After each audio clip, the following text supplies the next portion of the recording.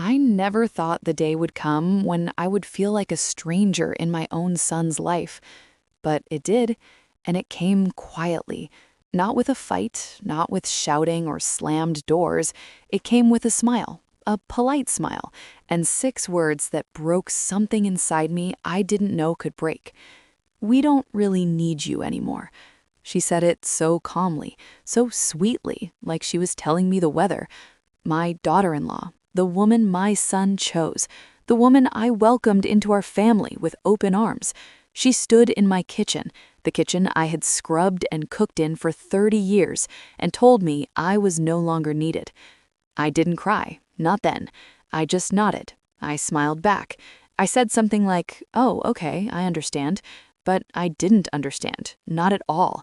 I didn't understand how I went from being the center of my son's world to being optional, a guest, a burden, maybe. That was 2 years ago, and I'm still here, still trying to make sense of it, still wondering where it all went wrong. So let me tell you my story, not because I want you to feel sorry for me, but because maybe, just maybe, someone out there will hear this and understand. Or maybe someone will learn from my mistakes, because yes, I made mistakes too. I see that now. This is the story of how I lost my son, not to death, not to distance, but to love, and to a woman who saw me as competition instead of family. My name is Margaret, but everyone calls me Maggie. I'm 62 years old now, though some days I feel much older. I live alone in a small house on the edge of town.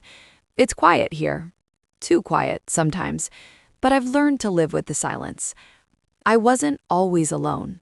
For most of my life, I had my son, Daniel, my only child, my everything. Daniel's father left when Daniel was only 3 years old, just packed his bags one morning and never came back. No explanation, no goodbye, just gone. I was 25 then, young, scared, angry, but I didn't have time to fall apart. I had a little boy who needed me. So I worked. I worked 2 jobs most of the time. I was a cashier at the grocery store during the day and cleaned offices at night. It wasn't glamorous. It wasn't easy, but it was enough. We had food on the table, a roof over our heads, and each other. Daniel was a good boy, a sweet boy. He never complained, even when other kids had new toys and he didn't. Even when I couldn't afford the field trips or the fancy birthday parties, he would just hug me and say, "It's okay, Mom, I don't need all that stuff." I remember one time, he must have been about 7, he came home from school with a permission slip for a trip to the zoo, $20. I didn't have $20. I barely had enough for groceries that week. I sat at the kitchen table with that paper in my hand, and I cried. I cried because I couldn't give my son something so simple. But Daniel, he saw me crying. He came over and put his little hand on my shoulder. He said, "Mom, don't cry. I don't even like zoos. The animals look sad." He was lying, of course. He loved animals, but he was trying to make me feel better. That was Daniel. Always thinking of others. Always kind. We were a team, him and me. We didn't need anyone else. We had each other, and that was enough. As Daniel grew older, he stayed close. He didn't rebel like some teenagers do. He didn't pull away. He helped around the house. He studied hard. He got a scholarship to a good university. I was so proud of him. So proud I thought my heart would burst. He studied engineering. He was smart, so smart.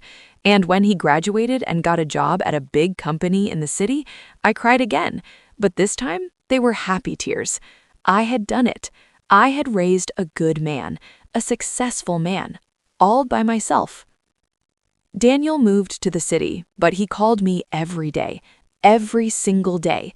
Sometimes just for a few minutes, sometimes for an hour. He would tell me about his work, his friends, his life. And I would listen. I loved listening to him. His voice was my favorite sound in the world. He would visit me every other weekend. He'd drive 2 hours just to have dinner with me, just to sit on the porch and talk. He'd fix things around the house, mow the lawn, check the pipes. He'd say, "Mom, you don't have to do everything alone anymore. I'm here." And I believed him. I believed he would always be there. Then, 3 years ago, he met her, Rebecca. He told me about her on one of our phone calls. He sounded so excited, so happy. He said, "Mom, I met someone special. I think you're gonna love her." I was happy for him. Of course I was. I wanted him to find love, to have a family, to be happy.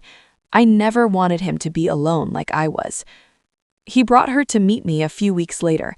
She was beautiful, tall, elegant. She had shiny dark hair and a bright smile. She wore a dress that probably cost more than my entire wardrobe, and she spoke with this soft, polite voice. She called me Mrs. Clark, even though I told her to call me Maggie. She brought flowers, expensive ones. She complimented my house, my cooking, everything. She seemed perfect, and Daniel looked at her like she was the sun. I wanted to like her. I really did. But something felt off. I can't explain it. Maybe it was the way she looked around my small living room with a faint smile, like she was studying it, or the way she touched Daniel's arm every few seconds, like she was marking her territory. Or maybe it was just me. Maybe I was jealous. Maybe I didn't want to share my son with anyone. I pushed those feelings down. I told myself I was being silly, overprotective. Daniel was happy. That's all that mattered. They got engaged 6 months later. Daniel called me, so excited he could barely get the words out. He said, "Mom, I proposed. She said yes. We're getting married." I said, "That's wonderful, honey. I'm so happy for you." And I was. I really was. But there was a little ache in my chest, a little voice that whispered, "Everything is going to change now." I didn't listen to that voice. I should have. The wedding was beautiful. It was held at a fancy hotel in the city. Everything was white and gold and glittering. There were at least 200 guests. I didn't know most of them. They were Rebecca's family, her friends, her colleagues. Daniel's side was much smaller, just a handful of people. Me, a few of his friends from college, his old boss. I wore the best dress I owned. It was simple, blue, a little old-fashioned maybe. Rebecca's mother wore a gown that looked like it belonged on a red carpet. I felt out of place, but I smiled. I hugged Daniel. I told him I was proud of him. Rebecca was kind to me that day. She hugged me. She introduced me to people as Daniel's wonderful mother. She thanked me for raising such a good man. I felt a little bitter. Maybe I had been wrong about her. Maybe she really did care. But there were little things, little moments, like when they were planning the seating for the reception. Rebecca's mother suggested I sit at a table near the back, not at the main family table. Rebecca agreed. Daniel didn't say anything. He just nodded. I told myself it didn't matter. It was just a seat. Or when they were taking family photos, the photographers spent 40 minutes with Rebecca's family, every combination, parents, siblings, cousins, grandparents. Then for Daniel's side, it was just one photo, me and Daniel. That was it. Rebecca stood next to him, but she looked impatient, like she was waiting for it to be over. I didn't say anything. I didn't want to cause a scene. It was their day. I was just happy to be there. After the wedding, things changed, slowly at first, then faster. Daniel's phone calls became less frequent. Instead of every day, it was every few days, then once a week, then only when I called him first, and even then the conversations were short. He sounded distracted, busy. "Sorry, Mom, I can't talk long. Rebecca and I have plans." "Sorry, Mom, I'm at work. Can I call you back?" He never did. "Sorry, Mom, we're heading out. I'll talk to you soon." His weekend visits stopped too. He said it was because of work, because they were busy setting up their new apartment, because Rebecca's family needed help with something. There was always a reason. I tried to be understanding. I told myself he was building his own life now. That's what sons do. They grow up, they move on. That's normal. That's healthy. But it hurt. God, it hurt. I started calling him more. Maybe too much. I just missed him. I missed his voice, his laugh, our talks. But every time I called, Rebecca answered. Hi, Mrs. Clark. Daniel's not available right now. Can I take a message? Always polite, always smiling, I imagined, but there was something cold underneath. Something that said, "Why are you calling again?" I invited them to visit. I said I'd make Daniel's favorite meal, pot roast with mashed potatoes and green beans, the meal I used to make every Sunday when he was growing up. Rebecca responded, "That's so sweet, Mrs. Clark, but we're really busy right now. Maybe in a few months." A few months came and went. They didn't visit. I offered to come to them. I said I could take the bus to the city, just for a day, just to see Daniel, to see their new place. Rebecca said, "We're still unpacking. The place is a mess. It's not really ready for guests yet." That was 8 months after they moved in. I started to feel it then, that sinking feeling, the feeling that I was being pushed out, gently, politely, but pushed out nonetheless. Then came Daniel's birthday, his 29th. I wanted to do something special. I baked his favorite cake, chocolate with vanilla frosting. I wrapped a gift I'd been saving for months to buy. A nice watch, nothing fancy, but nice. I drove 2 hours to the city. I didn't tell them I was coming. I wanted it to be a surprise. When I got to their apartment building, I called Daniel. He sounded shocked. "Mom, you're here? Now?" "Yes, honey. Surprise. It's your birthday. I brought cake." There was a pause, a long pause. Then I heard Rebecca's voice in the background. I couldn't make out the words, but the tone was sharp. Daniel came back on the line. "Mom, this isn't a good time. We have plans. Rebecca's family is coming over for dinner." "Oh," I said, "I didn't know. I'm sorry. I wanted to see you." Another pause. "Can you wait in the lobby? I'll come down for a few minutes." I waited in the lobby for 20 minutes. When Daniel finally came down, he looked stressed, uncomfortable. He hugged me quickly. "Mom, I'm sorry. I didn't know you were coming." "It's okay," I said, even though it wasn't. "I just wanted to give you this." I handed him the cake and the gift. He smiled, a small, tired smile. "Thanks, Mom. You didn't have to." I wanted to. We stood there in awkward silence. I wanted to ask him to invite me up, to let me stay for dinner, to let me meet Rebecca's family, but I couldn't. I could see it in his eyes. I wasn't invited. "I should go," I said. "I don't want to keep you." "Thanks for coming, Mom. I'll call you soon." He didn't. I drove home in silence. I cried the whole way. The final blow came on a Sunday afternoon. I hadn't seen Daniel in almost 4 months. 4 months! I couldn't take it anymore. I needed to see him, to talk to him, to understand what was happening. So I drove to the city again. This time I called ahead. Daniel answered. "Mom? Hi, what's up?" "I'm coming to visit. I'll be there in an hour." "Wait, Mom, I don't think—" "Daniel, it's been 4 months. I need to see you." He sighed. "Okay, fine, come over." When I arrived, Rebecca answered the door. She was wearing yoga pants and a fitted top. She looked perfect, as always. She smiled, but it didn't reach her eyes. "Mrs. Clark, what a surprise." "I called ahead," I said. Daniel said it was okay. "Of course, come in." The apartment was beautiful, modern, clean. Everything matched. There were photos on the walls, photos of Daniel and Rebecca, their wedding, vacations, smiling, happy faces. None of me. Daniel was sitting on the couch. He stood up when he saw me. "Hey, Mom." I hugged him. He hugged me back, but it felt stiff, obligatory. "Sit down, Mom. Do you want some tea?" "No, thank you. I just wanted to talk to you, to see how you are."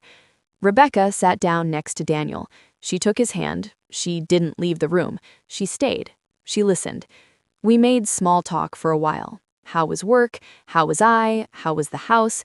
Everything felt forced, unnatural. Then Rebecca spoke. "Mrs. Clark, I'm glad you're here. There's something Daniel and I have been meaning to talk to you about." My heart sank. I don't know why, but I knew. I knew something bad was coming. Daniel looked uncomfortable. "Rebecca, maybe we can talk about this another time." "No, Daniel, she's here now. It's a good time." She turned to me, that polite smile still on her face. "Mrs. Clark, we love you, we really do. But Daniel and I are building our own life now, our own family, and we need space to do that." I stared at her. Space? Yes, space. Independence. You understand, don't you?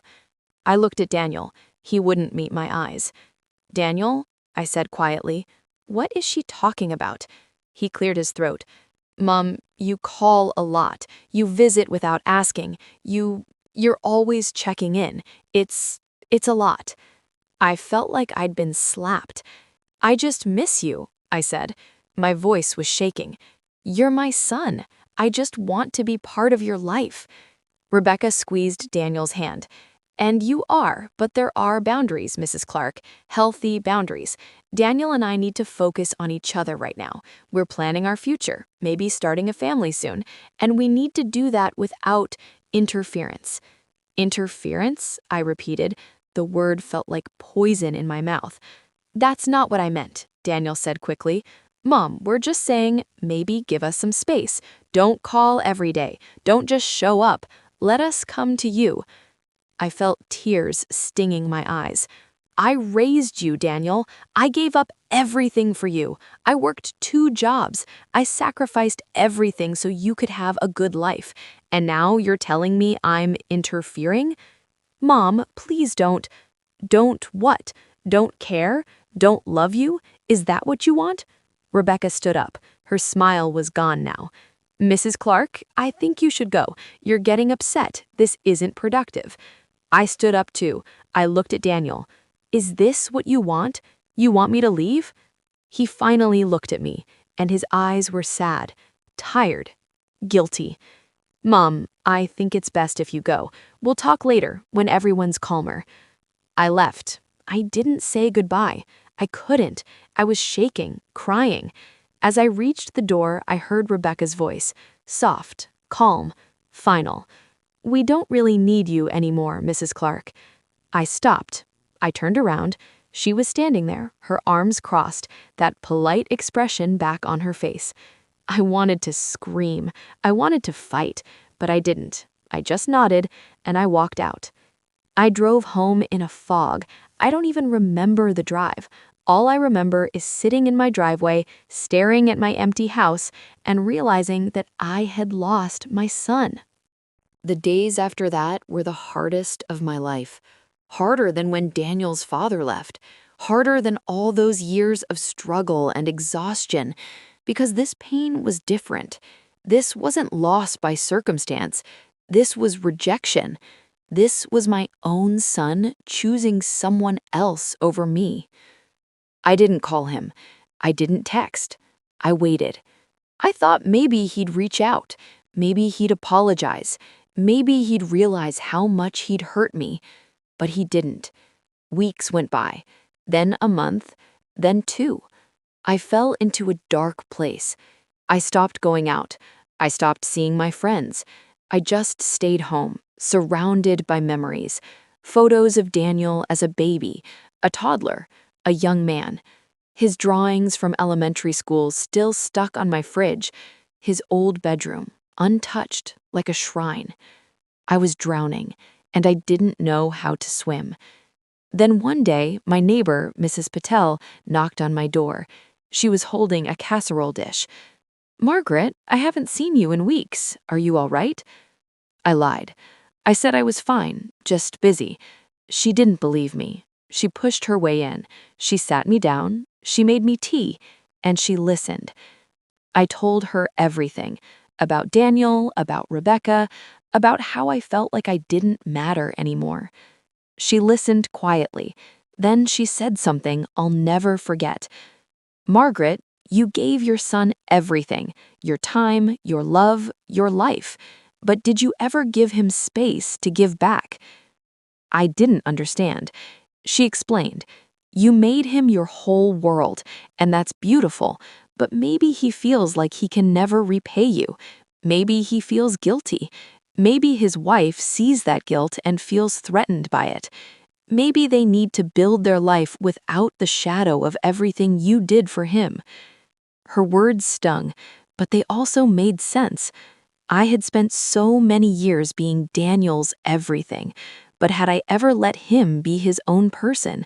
Had I ever let him make his own choices without my input? Had I ever given him permission to not need me? No, I hadn't. I thought about all the times I'd called him at work, all the times I'd shown up unannounced, all the times I'd made him responsible for my happiness.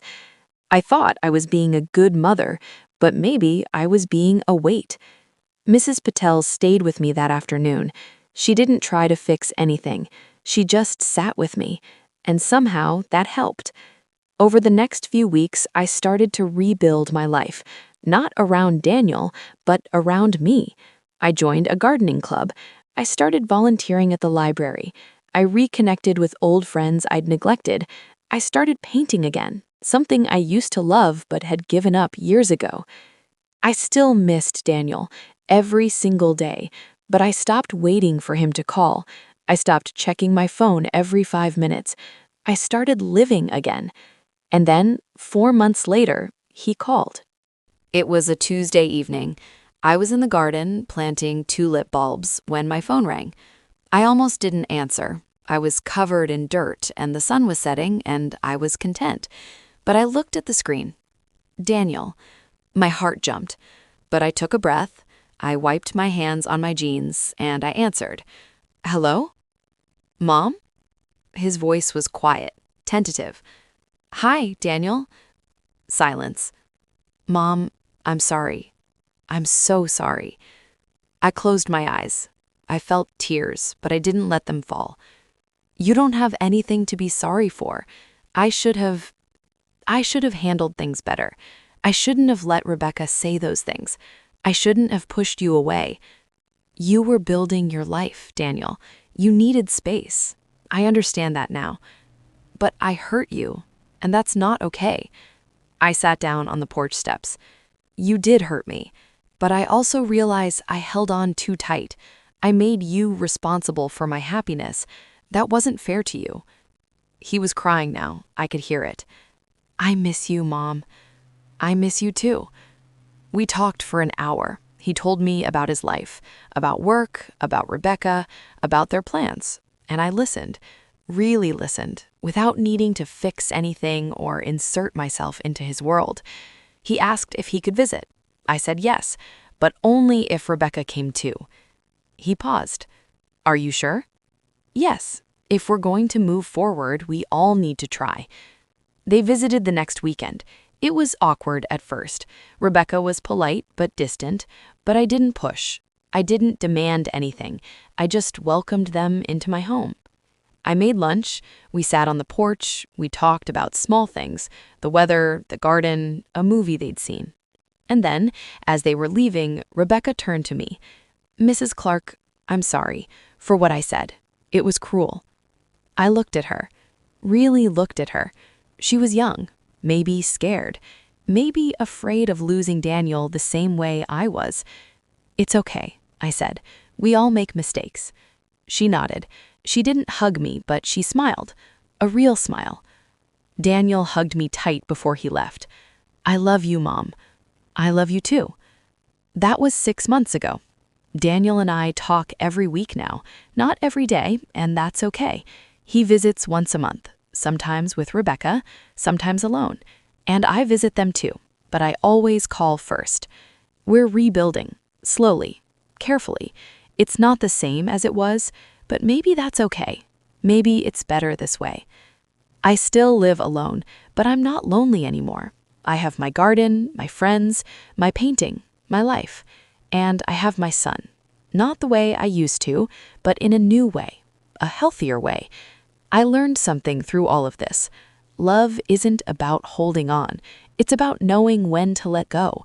It's about giving the people you love the space to grow, even if that means growing away from you. It hurts. God, it hurts.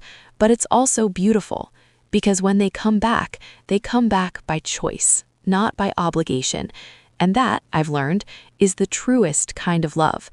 So if you're out there listening to this and you're holding on too tight to someone you love, I want you to hear me. Let them go. Let them breathe. Let them be who they need to be. And trust that if the love is real, they'll come back. Not because they have to, but because they want to. That's enough. That's more than enough.